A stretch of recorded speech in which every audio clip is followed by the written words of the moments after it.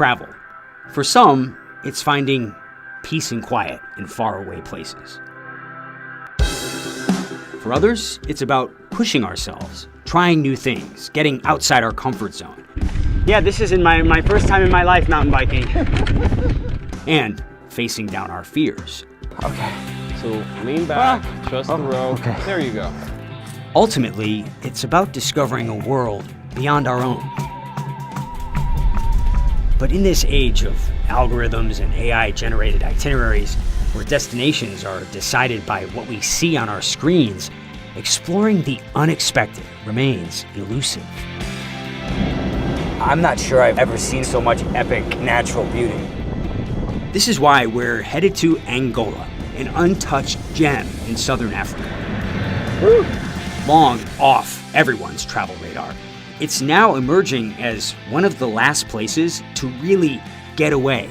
Look at this. Get off the grid, and get back to why we leave home in the first place. When's the last time that you actually heard nothing around you? I can't remember the last time. Join us for next big trip, Angola.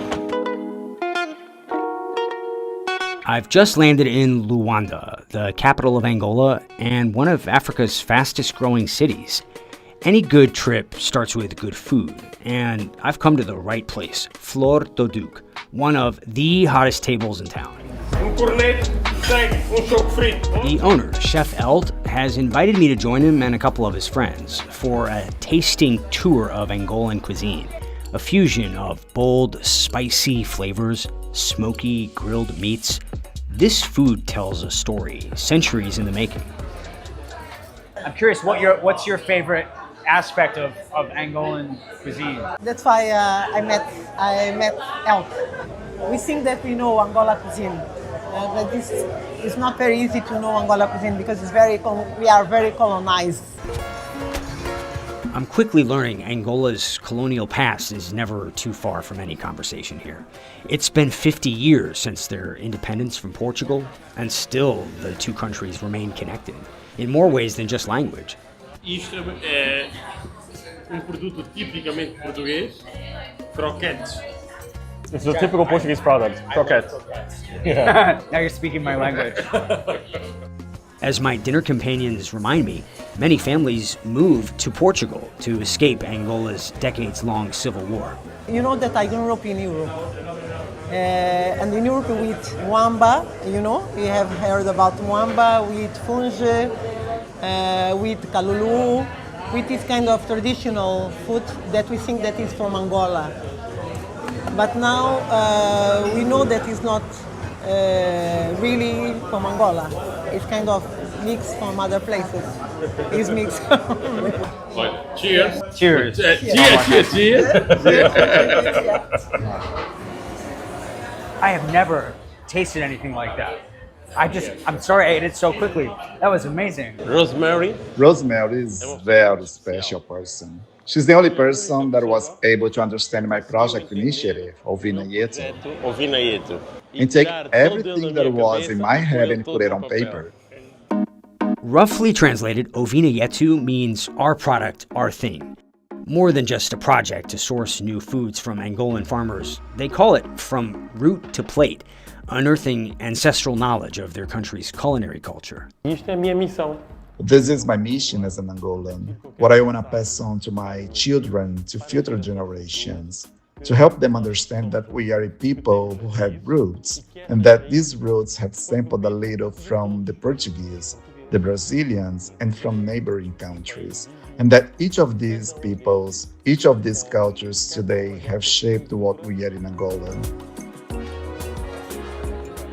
As more and more and more amazing plates arrive, the topic turns to the real reason I'm here, travel. So aside from food, I mean, what else do you recommend we explore in the South? You said just nature. I mean, it looks stunning. If you have enough time, take a 3-hour drive, 2.5-hour drive to the coastal city Namibe, through the desert. It is beautiful. That is beautiful. That's the inspiration for this restaurant. It's the South. Listening to local travel advice is always a good idea. So, day one of my road trip starts near Namibe, also known as Mosamejis, where the desert meets the sea. I can already tell this is not going to be your average road trip. Right now, we're driving through the desert, headed towards one of the most remote beaches in the world. Angolan surfers say it's one of this country's hidden treasures. We're trying to catch up with a surf safari that's chasing the waves and the isolation. That we're going all the coast from Luanda all the way here, down here, and trying to get the best wave on the conditions, if it's up north, if it's in the middle. So you're mobile, you move Yeah, with the we waves. move with all this structure, the cars, the tents, the trailers, yeah, except of the dogs are here. And the cat. And the cat, they belong here. It's a huge logistical undertaking. Let's be clear, you don't have to travel this far from Luanda to find great beaches. But I'm told if you want the waves all to yourself, then this stretch of secluded sand is unlike any other. So what's it like when you talk about catching that wave? You know, the selfish wave where you want to have all to yourself. What is that feeling like? You're floating on the water. You're moving on the water, and it's so fluid, and it's just you and your breath and the movements, and it's like, you know, people talk about that flow state. You're literally flowing in that flow state, and it's amazing. I don't have any other piano. Melissa's come all the way from California to sleep on this beach. This is what I'm talking about. Just become one with the sand. This is her third surfing trip to Angola. What would you tell other Americans about traveling here? I would say it's totally worth, you know, the discomfort of the long trip, because you're going to get here, there's nobody here, you're going to be surfing amazing empty waves with just you and a few other people. And those places are few and far between now. I always say I really love places where it feels like time slows down. Yeah, Is it like that for you here? absolutely. Yeah. It's just so desolate. I mean, you see, there's nothing here. Yeah, it feels like you're on Mars or something. One of the guys earlier was saying he forgot which day it was. That's every day here. I'm like, what year is it? What month is it? It's so nice to just wake up and all you have to think about is surfing. It's the dream. It's cool. Even for those of us who haven't found the flow, it's pretty easy to feel the peaceful draw of a place like this. I think that's what's most extraordinary about this spot is you really have to switch the world off when you're here. You can't check the news, you can't check sports scores, you can't text. You're just in the moment in a beautiful place, a place that's not easy to get to.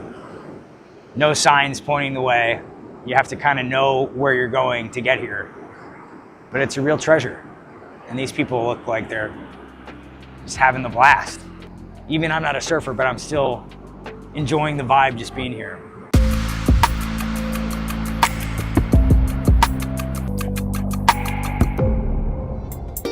Day 2 of our journey through southwestern Angola, and Lubango has become our base of operations.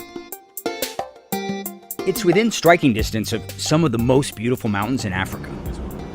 I'm not sure I've ever seen a road surrounded by so much epic natural beauty. I mean, the rocks are just extraordinary. And to be able to kind of drive and really hug the edge of the cliff and see all of this around you is just surreal. The Serra de Leyva Highway is one of Angola's must-see man-made wonders, a breathtaking road carved right into the side of the mountains. The crags and cliffs here are just being discovered by a budding climbing community. Now, I call myself a hiker, but I'm not a climber. I've never tried it. But I'm ready for new challenges this trip, even if it means facing down my fears. I find this very beautiful, but also slightly terrifying. Yeah, don't worry. That's probably everyone, really, their first time. Were you afraid of heights? Very. I was terrified. How did you overcome that fear? Because when I look over the edge of it from a tall, I start to get this real pain in my groin. Right. You know? So I guess you never really stop being afraid of heights. You just get more comfortable with it. I'm hoping this will be a spiritual experience and not a humiliating experience. No, don't worry being about frozen it. on the cliff. Don't worry about it. It is very, very peaceful down there.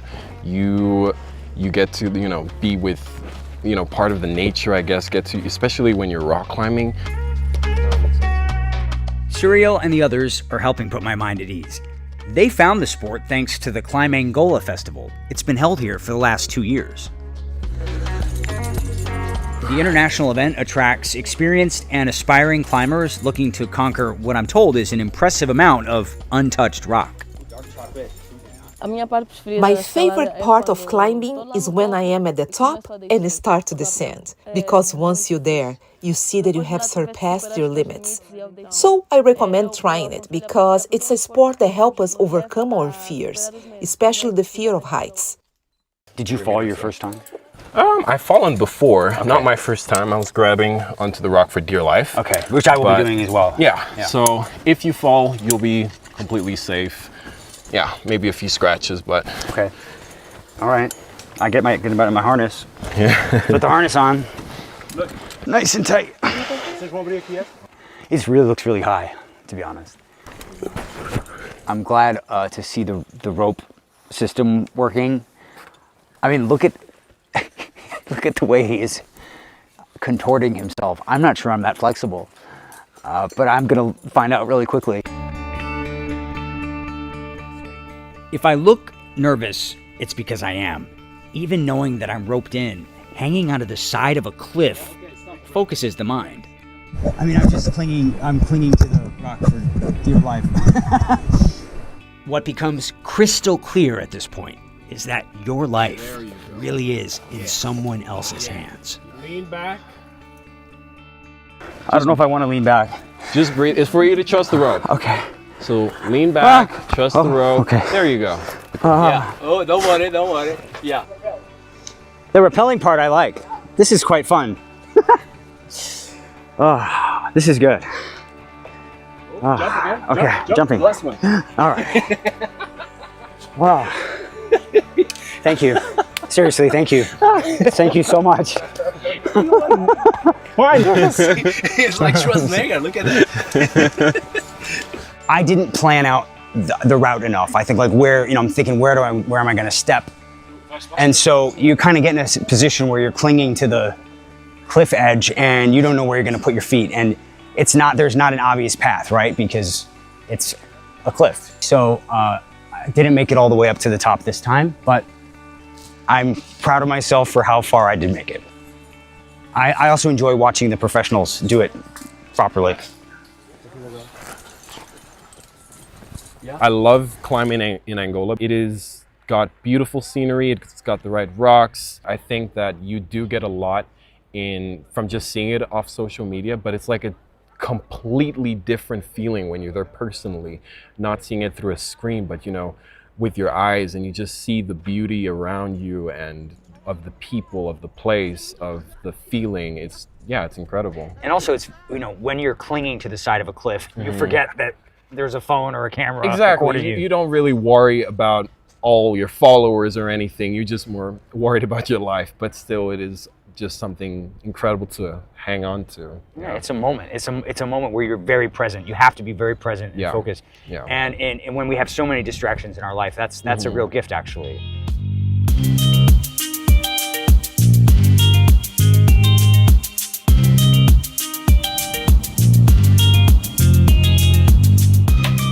It's our third day on the road as we continue to explore Angola's southern highlands. Today's challenge is mountain biking. After my limited success at climbing, I'm not exactly sure if I'm ready to pedal up a mountain, but this trip is all about trying new things, getting outside my comfort zone, right?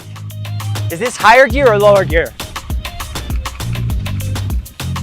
Though at this point, it's probably worth mentioning that even though I do ride bikes, 3 months ago, I was on crutches. I actually fell off a bicycle. And they had to put in a titanium, like they call it an orthotic, like a plate in my ankle. And what I'm learning is that my ankle's in good shape. It's holding up. So I think I have the green light to try more. Once again, I'm in good company. Luis and Daniel have invited me to come along for their weekly ride near the Tundavala Gap. They pedaled here from Lubango, which is about an hour's drive by car. Needless to say, I'll be doing my best to keep up. The air is so fresh. I came here to relax. I like to say I come here to clean my soul, you know, to distress. When I was child, I had a bike. So you grew up during the war? Yes, yes, yes. So did you have to stop bicycling because of the war? Yes, because we changed the city. We came here and we start a new life here. After 17 years, I bought a new bike. So 17 years later, yes, you got on a bike again for the first time. Yes, yes, yes, yes. Was that almost like picking your childhood up where you left off? Yes, yes, yes, yes, yes. It was something grateful, you know. Remember my childhood before the war. Yes, yes, yes, yes, yes, yes. It was amazing, amazing. There's that Angolan resilience again. I keep hearing it as people talk about the past and their hopes for the future. It's a determination to push forward despite the challenges, to embrace the world around them, to enjoy life. You can feel like a kid out here. It's like a big, beautiful playground. Yes, yes, yes, yes. Beautiful scenery. Yes, and yes, clean yes. air.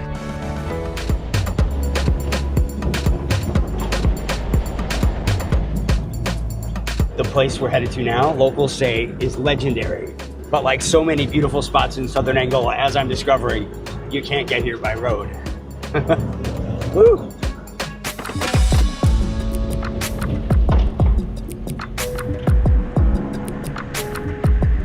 The red rocks of Kuroka, otherworldly, eerily quiet, and way off the beaten path.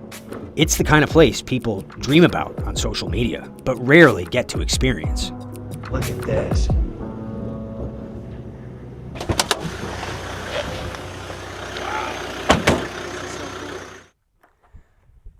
This is untamed, untouched, real, raw, natural beauty. And just stop for a second. You can't hear anything. It's not easy to get here. I mean, a lot of these spots here in Angola, there are no roads. You have to go with a guide who knows, and it's going to be a bumpy ride, but this is the payoff. The silence here is so great that, look at, it's amazing. I can't remember the last time I was in a place where it's this quiet. So quiet, so peaceful. Nothing. Salud. Salud. How do you say it in Portuguese? Saúde. Pedro has been our guide this trip, helping navigate us through rough terrain in the truck he affectionately calls Brutus.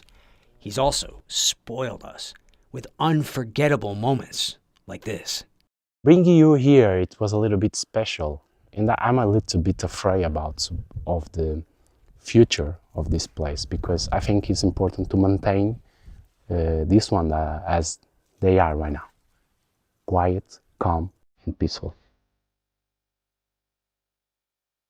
One of those days you take a mental picture.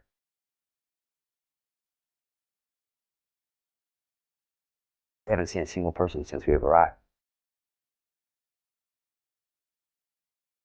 The locals say that the spirits of their ancestors end up here. Certainly a peaceful, restful place. And beautiful.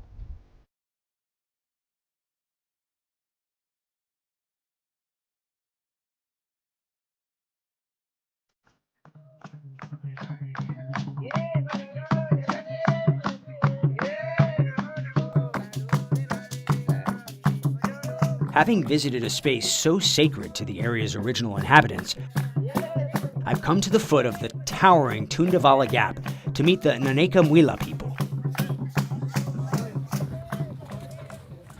Come in. Thank you for letting us visit you. It's an honor to be here and to meet you.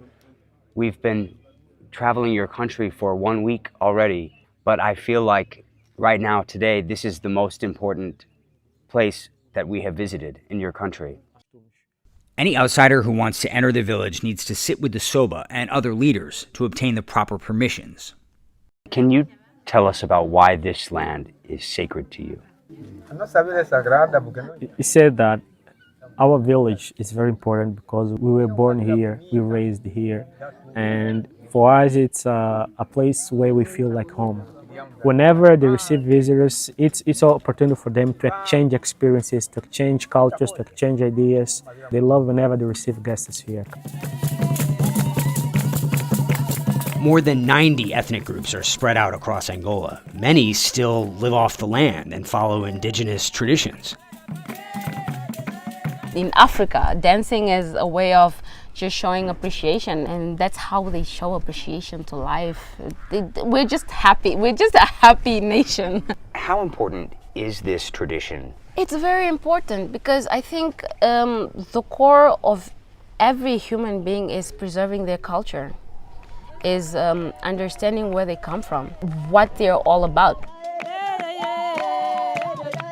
So it really is almost a window into what Angola was prior to colonization. Exactly. And that's an important window to keep open. It's a very important. And just imagine, in that time, we were not allowed to speak our languages. We were not allowed to dress the way they found us dressing. And a few years later, we're still dressing like that. What does it mean? It means that we're very strong in believing that our culture is very important to us, and we keep it here. The wife of the Soba just gifted us these eggs. Amazing. I've been struck by how welcomed I've felt this entire trip. There's been so much friendly warmth and good energy flowing around me. As the hours wind down on what's been a journey of fascination, firsts, and overcoming a few fears, I know what travel advice I'll be bringing back. Wow. Open your mind, buckle your seatbelt, and put Angola on your bucket list of next big trips.